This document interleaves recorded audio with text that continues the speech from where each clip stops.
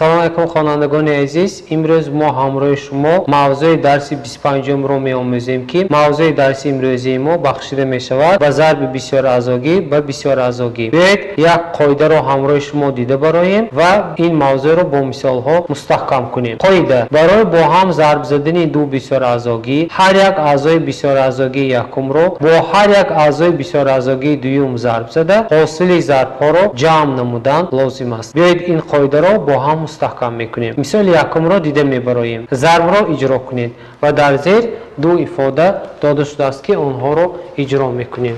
мисоли якум: а x ҷамъи m зарби дар дохили қавс y ҷамъи n. дар мисоли б бошад минуси a ҷамъи y зарби минуси 1 минуси y.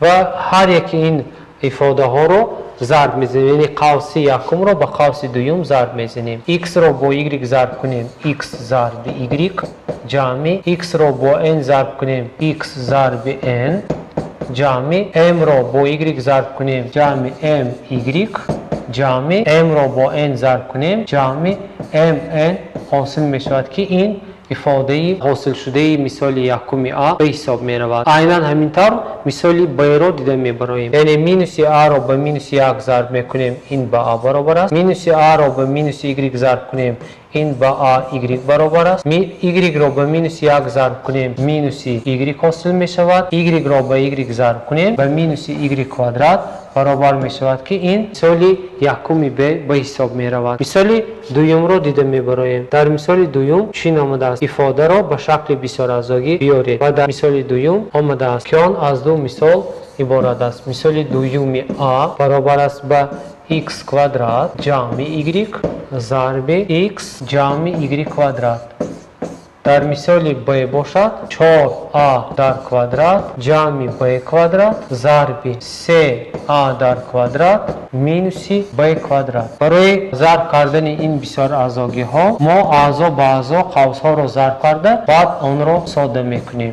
x квадрат ҷамъи y зарби x ҷамъи y дар квадрат. пас x квадратро бо x зарб кунем, x дар дараҷаи 3 ҳосил мешавад ҷамъи x квадратро бо y квадрат зарб кунем, x квадрат y квадрат ҳосил мешавад ҷамъи y-ро бо x зарб кунем, y зарби x ҳосил мешавад. y-ро бо y квадрат зарб кунем, y куб ҳосил мешавад ки ин ҷавоби мисоли 2a ба ҳисоб меравад. биёед мисоли б-ро дида мебароем. яъне 4a квадратро ҷамъи b квадратро бо 3a квадрат минуси b квадрат зарб мекунем. барои ин ҳар як аъзои қавси якумро ба ҳар як аъзои қавси дуюм зарб мекунем. 4a квадратро ба 3 квадрат a зарб кунем, 12a дараҷаш 4 ҳосил мешавад. 4a квадратро ба минуси b зарб кунем, минуси 4a квадрат b квадрат ҳосил мешавад. b квадратро ба 3 квадрат зарб занем, ҷамъи 3a квадрат b квадрат. b квадратро бо минуси b квадрат зарб кунем, минуси b нишондиҳандааш 4 ҳосил мешавад. анакнун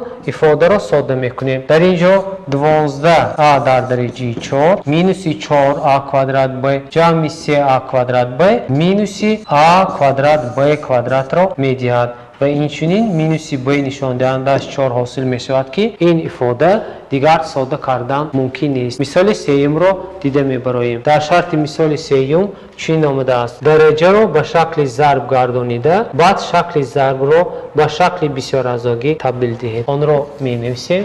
мисоли сеюм 5 минуси 6b-ро ба дараҷаи 2 мебардорем. барои ин амалро иҷро кардан аз таърифи дараҷанӣ сода бурдан хеле қулай аст. яъне 5 минуси 6b дар дараҷаи 2-ро чунин табдил медиҳем. 5 минуси 6b зарби 5 минуси 6b навиштан мумкин аст. ҳар як аъзои як аъзогиро ба аъзои ду аъзогӣ зарб мекунем. яъне 25 минуси 30b минуси боз 30b ва ҷамъи 36b квадрат ҳосил мешавад. дар натиҷа аз 25 30-ро тарк кунем, минуси 5 минуси 30b ва ҷамъи 36b квадрат ҳосил мешавад ки ин ҷавоби мисоли сеюм ба ҳисоб меравад. мисоли чорумро дида мебароем. дар шарти мисоли чорум чӣ омадааст? дар шакли бисёразогӣ نویسید x جمع 1 ضرب x جمع 2 ضرب x جمع 3. برای تبدیل دادن این مثال به نمود بسیار ازاگی در اول دو قوس های اول را ضرب میزنیم. یکم یعنی x جمع 1 ضرب x جمع 2 را ضرب میکنیم. در نتیجه x را با x ضرب کنیم x کوادرات جمع x را با 2 ضرب کنیم 2x جمع 1 را با x ضرب کنیم x 1 را با 2 ضرب کنیم جمع 2 حاصل می شود. در نتیجه x کوادرات جمع 3x جمع 2 حاصل کرده می شود که این عملی یکم به حساب می رود. عملی دوم را اجرا می کنیم یعنی x کوادرات جمع 3x جمع 2 را به دو ازاگی x جمع 3 ضرب می کنیم.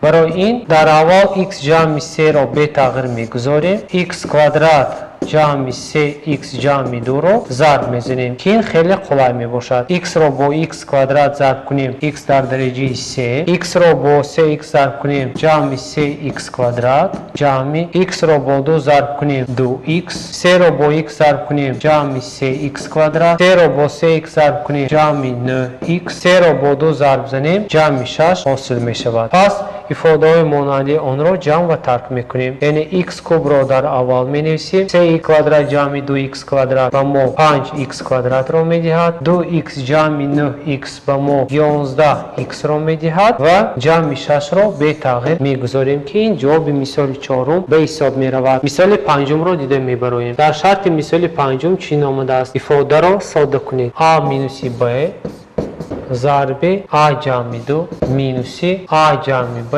ضرب a مینوس 2. برای ساده کردن این ifade ما باید قوس ها را گشاییم و جمع شونده های مانند یا ترک شونده های مانند آن را جمع و ترک کرده نتیجه را نویسیم. پس قوس یکم را اعضا به اعضا ضرب میزنیم یعنی a کوادرات جمع 2a مینوس ab و مینوس 2b در قوس میگیریم و در داخل قوس دیگر اعضا به اعضا قوس دیگر را ضرب میزنیم. a را با a ضرب کنیم a کوادرات a را با 2 ضرب کنیم مینوس 2a b را با a ضرب کنیم جمع ab b را با 2 ضرب کنیم مینوس 2b حاصل می شود که این برابر است به a کوادرات جمع 2a مینوس ab مینوس 2b قوس ها را میکشاییم و حاصل میکنیم مینوس a کوادرات مینوس با مینوس پلس 2a مینوس ab و جمع 2b حاصل می شود. در نتیجه این برابر است به a کوادرات با a کوادرات ifade های با هم مقابلند آنها اختصار می شوند 2a جمع 2a به ما 4a را می دهد مینوس ab مینوس ab مینوس 2ab را می دهد مینوس 2b پلس 2b باشد. اینها نیز ifade های مانند است آنها را نیز اختصار می کنیم. پس در نتیجه ifade ما برابر می شود به عدد 4a مینوس 2ab. ما می توانیم از 4a مینوس 2ab 2a را از قوس همچون ضرب شونده براریم و در داخل قوس 2 مینوس b را نویسیم که این جواب این مثال به حساب می رود. مثال ششم را دیده می براییم. در شرط مثال ششم چی آمده است؟ معادله را حل کنید و در زیر معادله زیرین آمده است 1 مینوس 2x ضرب 1 مینوس 3x برابر 6x مینوس 1 در داخل قوس ضرب x مینوس 1. برای اجرا کردن این مثال خیلی که بر ما معلوم است حل معادله این یافتن عددی نامعلوم می باشد که ما باید این عددی نامعلوم را طوری یابیم که طرف چپ با طرف راست عینیتاً برابر باشد. قوس ها را میکشاییم 1 را با 1 ضرب کنیم 1 را با 3x ضرب کنیم مینوس 3x 2x را با 1 ضرب کنیم مینوس 2x مینوس 2x را با 3x ضرب کنیم جمع 6x کوادرات حاصل می شود. برابر طرف راستی برابر را نیز تبدیل می دهیم یعنی 6x را با x ضرب کنیم 6x کوادرات 1 را با x ضرب کنیم مینوس x و مینوس 1 حاصل می شود. در نتیجه 1 مینوس ifade های مانندی مینوس x مینوس 2x مینوس 5x را تشکیل می دهد جمع 6x کوادرات این برابر است به 6x کوادرات مینوس x مینوس 1. اکنون خوانندگان عزیز نامعلوم ها را به یک طرف معلوم دار را به طرف دیگر میگذارانیم یعنی مینوس 5x جمع 6x کوادرات مینوس 6x کوادرات جمع x برابری مینوس 1 به طرف راست میگذارونیم و علامت آن به مینوس 1 عوض کرده میشه. 6x کوادرات مینوس 6x کوادرات اصلاح میشود. در نتیجه مینوس 5x پلس x به ما مینوس 4x را میدهد برابر مینوس 1 مینوس 2 مینوس 1 مینوس 1 این به مینوس 2 برابر است. یا اینکه هنگامی x را یافتن مینوس 2 را به مینوس 4 تقسیم میکنیم. مینوس 2 تقسیم مینوس 4 این به 1 تقسیم 2 برابر است. یا اینکه جواب آن به 0.5 برابر میشود که این جواب مثال ششم به حساب میرود. مثال هفتم رو دیده میبریم. در شرط مثال هفتم چی آمده است؟ اثبات کنید که برای عدد دلخواه ناتورالی n قیمت ifade داده شده به 3 تقسیم میشود. این مثال رو می نویسیم. این مثال جنبستی این موضوع به حساب میرود. n جمع 2 ضرب n جمع 3 مینوس n ضرب n جمع 2. ما باید اثبات کنیم که همه این ifade داده شده به عدد 3 کرتی است، یعنی تقسیم می شود. کرتی را با 3 نقطه ifade می کنند. برای آنکه این را اثبات کنیم ما باید قوس ها را اعضا با اعضا ضرب کرده آن را از ضرب کننده عمومی برآوریم. می نویسیم n را با n ضرب کنیم n کوادرات جمع n را با 3 ضرب زنیم 3n جمع 2 را با n ضرب کنیم 2n جمع 2 را با 3 ضرب کنیم 6 حاصل می شود که آن را در یک قوس می نویسیم. مینوس n را با n ضرب می زنیم. در نتیجه n کوادرات مینوس 2n حاصل می شود که آن برابر است n کوادرات جمع 3n جمع 2n به ما 5n را می دهد جمع 6 مینوس n کوادرات مینوس 2n حاصل می شود که آن برابر است به n کوادرات با n کوادرات اصلاح می شود. از 5n 2n را ترک کنیم به 3n برابر می شود جمع 6 حاصل می شود. از اینجا این ifade از بس که به 3 باید کرتی شود ما باید 3 را از ضرب کننده همچون ضرب کننده عمومی برآوریم.